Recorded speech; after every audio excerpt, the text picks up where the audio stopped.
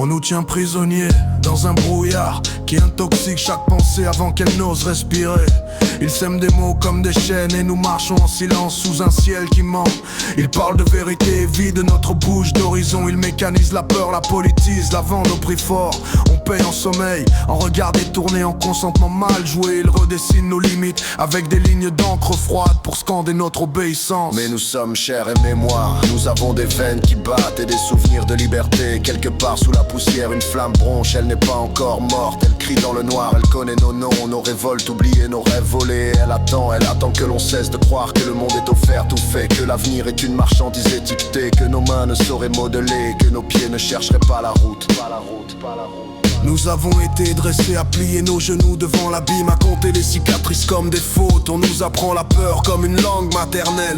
On l'enseigne à table dans les journaux, dans les écrans qui brillent, pour nous convaincre que rester immobile c'est être sage, alors que la sagesse est un acte de courage. Comment rester sage quand on nous enlève le souffle? Comment être calme quand on nous retire la terre? Nos ancêtres chuchotent entre les pierres, ils disent: souviens-toi de l'aube où l'on a pris la mer, de la première fois où l'on a osé nommer l'inacceptable. Nos mains savent encore transformer la pesanteur en mouvement. Il faut déboutonner les peurs, les ouvrir comme des paumes, laisser l'air circuler, sentir ce que les mots ont caché, sentir nos cœurs, remettre l'ouvrage. Rien n'est accompli sans geste, sans pas répéter, sans voix qui se brise et qui reprend. Nous ne sommes pas faits pour être des silhouettes, pour exister en filigrane sur leur carte. Nous portons en nous des forêts entières, des rivières qui ne veulent plus se taire et des étincelles prêtes à incendier le faux. Reprenons nos questions, refusons les réponses toutes prêtes. Découvrons les angles morts de leur discours, creusons au-delà du vernis.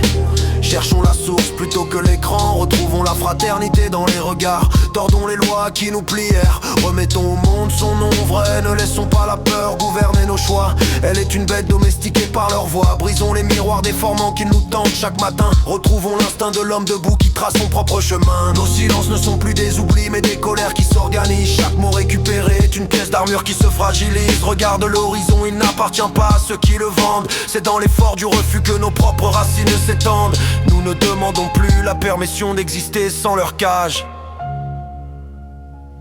On nous emmure dans un brouillard qui étouffe chaque pensée. Ils vendent la peur au prix fort, mécanisent nos silences forcés. Mais nos veines battent encore sous la poussière des certitudes. Une flamme crie dans le noir contre leur froid d'habitude. On nous apprend la soumission comme une langue maternelle. Pourtant la sagesse est un acte de courage. Une étincelle, déboutonner les peurs, laisser l'air circuler dans nos paumes. Retrouver la source loin des écrans et des faux royaumes. Nous ne sommes pas des ombres mais des forces qui s'élèvent, des mains qui retissent la liberté, des voix qui s'achèvent. Nous ne sommes pas des animaux de foire, nous sommes des forces qui se lèvent, des langues qui défont les mensonges et des mains qui retissent la liberté debout. Sans masque, nous réapprenons à être nous-mêmes.